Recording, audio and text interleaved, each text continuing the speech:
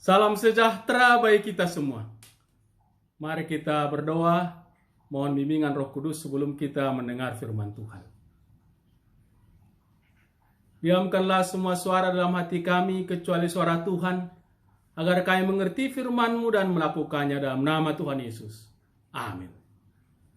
Hari ini kita akan mendengar firman Tuhan yang tertulis dalam surat kepada orang Ibrani, pasal 4, ayat 14-16 firman Tuhan.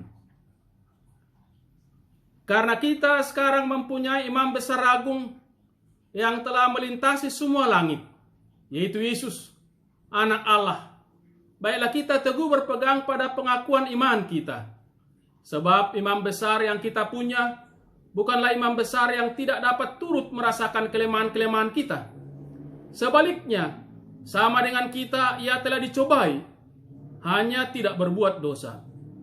Sebab itu marilah kita dengan penuh keberanian menghampiri tahta kasih karunia, supaya kita menerima rahmat dan menemukan kasih karunia untuk mendapat pertolongan kita pada waktunya. Yang berbahagialah mereka yang mendengar firman Tuhan dan melakukannya. Yesus, imam besar agung. Bapak, Ibu, dan saudara-saudaraku yang dikasihi oleh Tuhan kita, Yesus Kristus. Seperti presiden atau kepala daerah yang menang dalam pemilu, maka para pendukungnya yang setia akan mendapat bagian dalam kemenangannya. Ada yang masuk di jalan pemerintahan atau mendapat keuntungan lainnya. Demikianlah kita akan mendapat keuntungan bila kita tetap setia, tetap taat kepada Tuhan yang kita tunjukkan itu dalam kehidupan kita sehari-hari. Hadiah atau upah akan kita terima dari sang pemenang, yakni Yesus Kristus, yang telah terbukti menang. Karena itu, tetaplah setia dan tetaplah taat hanya kepadanya. Walaupun mungkin untuk sementara kita harus menanggung derita, namun saatnya kita akan menikmati kemenangan bersama-sama dengan Dia. Keistimewaan Yesus telah terbukti dibanding dengan imam yang lain. Imam memang bertugas mempersembahkan persembahan sebagai pengantara kita untuk membawa persembahan kita kepada Tuhan. Karena kita tidak bisa langsung membawa persembahan, melainkan harus melalui para imam. Karena kita orang berdosa. Namun para imam itu juga adalah dapat berbuat dosa. Sehingga ia harus juga mempersembahkan persembahan untuk menghapus dosanya. Sesungguhnya keistimewaan Yesus jauh dibanding dengan imam lainnya.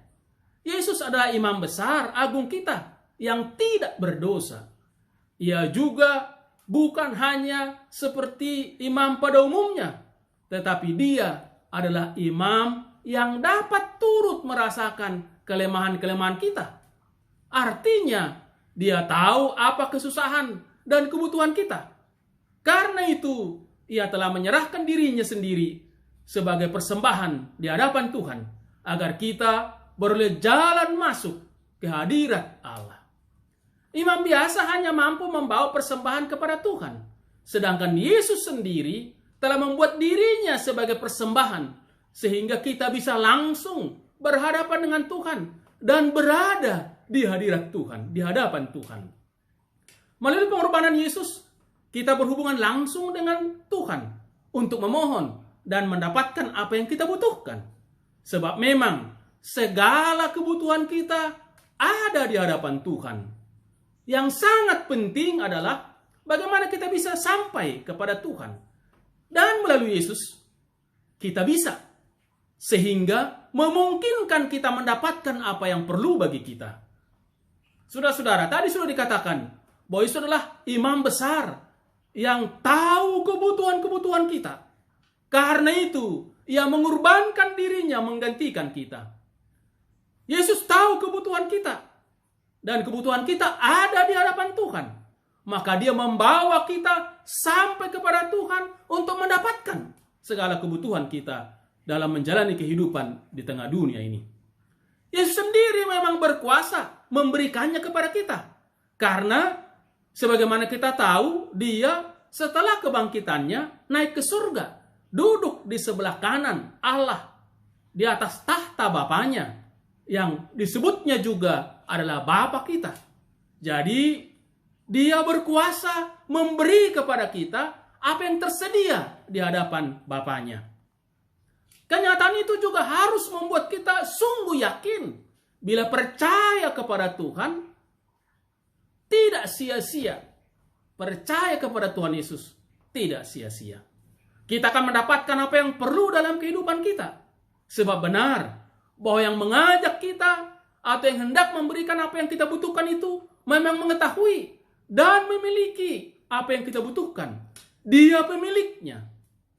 Dia memang datang dari kerajaan Bapaknya untuk mencari kita, manusia, untuk mendapatkan dan menemui kita, agar kita mengenal dan bersedia percaya dan mengandalkannya.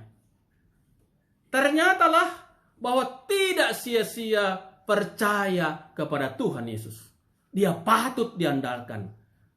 Dia tahu kebutuhan kita, sebab dia menemani kita di dunia ini sebagai manusia. Dia menjadi manusia agar kita tahu bahwa Tuhan mengasihi kita umatnya. Karena kita sendiri telah melihatnya, bahwa dia mau menemui kita dalam kehidupan kita sebagai manusia.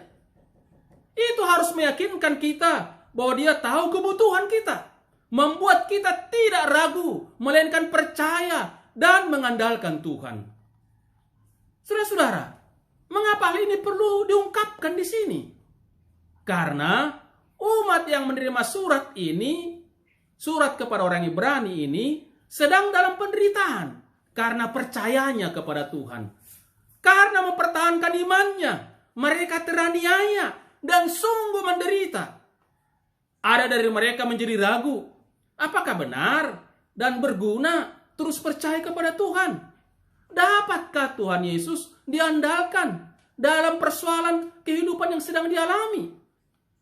Maka Tuhan melalui penulis mau meyakinkan bahwa tidak sia-sia terus memegang teguh percaya kepada Tuhan. Telah terbukti bahwa memang Tuhan itu patut diandalkan. Bahkan hanya Tuhan yang dapat memberi apa yang perlu dalam kehidupan kita. Percaya kepada Tuhan adalah jaminan masa depan. Memang untuk sementara kita berada dalam pergumulan dan pertentangan. Tetapi jangan ragu. Ia telah memenangkan pertempuran dan perjuangan itu. Maka bila kita tetap percaya, kita akan turut menikmati hasil perjuangannya. Kemenangannya akan kita rasakan. Apalagi dia tahu juga kelemahan dan kebutuhan kita. Sehingga dia mempersiapkan apa yang kita butuhkan untuk diberikannya kepada kita. Sebab memang semua kebutuhan kita itu tersedia di hadapan Bapa yang di surga itu. Dia akan berikan itu pada waktunya yang tepat. Semuanya akan indah pada waktunya. Maka bertahanlah. Kalau untuk sementara harus menderita, ya tidak apa-apa. Nanti saatnya kita akan menikmati kebaikannya. Yang menerima kebaikannya adalah mereka yang tetap bertahan di jalannya. Sebab siapa yang bertahan sampai pada akhirnya, itulah yang beroleh mahkota kemuliaan. Nah, sekarang saudara-saudaraku, ada kebebanan dan penderitaan yang kamu alami saat ini? Apakah itu kamu alami karena melakukan yang berkenan kepada Tuhan? Apakah kamu menanggung derita karena bertindak sebagai orang yang percaya kepada Tuhan? Melakukan apa yang baik yang diperintahkan oleh Tuhan? Maka jangan khawatir dan jangan takut. Saatnya kamu akan menerima kebaikannya. Ia tahu kebutuhan kita. Dia ingin kita tunjukkan bahwa kita tetap berjalan dalam jalannya dan bersaksi bahwa kita adalah pengikutnya. Bila kita tunjukkan dalam kehidupan kita bahwa kita percaya dan melakukan kehendaknya, maka kemenangan akan kita rasakan. Percayalah. Ia tahu kebutuhan kita, sebab dia adalah imam yang tahu kebutuhan kita. Dia sedang mempersiapkan untuk memberikan supaya kita dapat menikmatinya. Maka tetaplah berjalan di jalannya. Amin. Kita berdoa. Terpujilah Tuhan yang berfirman bagi kami, bimbing kami terus percaya kepadamu dan mengandalkan Engkau. Jangan biarkan kami ragu karena apa yang terjadi di dunia, yang menggoda kami, yang menggiurkan bagi kami, melihat bahwa yang lain lebih hebat. Tapi biarlah kami yakin, mengandalkan Tuhan cukup, akan memberikan keselamatan bagi kami. Apalagi ketika kami menghadapi beban-beban berat seperti yang sedang terjadi sekarang ini. Karena COVID-19, banyak dampaknya yang membuat kami menderita. Tapi boleh kami yakin, hanya sementara. Saatnya Tuhan akan memberikan yang terbaik, akan indah pada waktunya. Kami serahkan untuk saudara-saudara kami yang sakit, Tuhan tolong mereka beroleh kesembuhan. Untuk saudara-saudara kami yang kehilangan pekerjaan, Tuhan berikan kesabaran, ketabahan. Untuk mereka yang mengharapkan apa yang perlu dalam menjalani kehidupan mereka, semua itu tersedia di hadapan-Mu. Biar kami tetap yakin dan kami tetap mengandalkan Tuhan. Kami berdoa untuk pemerintah supaya Tuhan tuntun menjalankan tugasnya dengan baik, membimbing kami semua bekerja bersama-sama sebagai satu warga bangsa untuk membangun negara dan bangsa kami ini. Bahkan semua masyarakat di muka bumi ini boleh bahu-membahu bekerja sama untuk menghadapi segala cobaan dan godaan yang terjadi, untuk kami tetap berjalan dalam jalan Tuhan. Sertai gereja dan pakai gereja untuk menjadi alat-Mu untuk menyuarakan tetap apa yang baik. Dan kami boleh terus menyuarakan apa yang berkenan kepada Tuhan. Bimbing kami yakin bahwa kami percaya akan mendapatkan upah dari Tuhan. Dan kami akan menikmati kebaikan Tuhan pada waktunya. Terpujilah Tuhan dalam Yesus Kristus kami berdoa. Amin.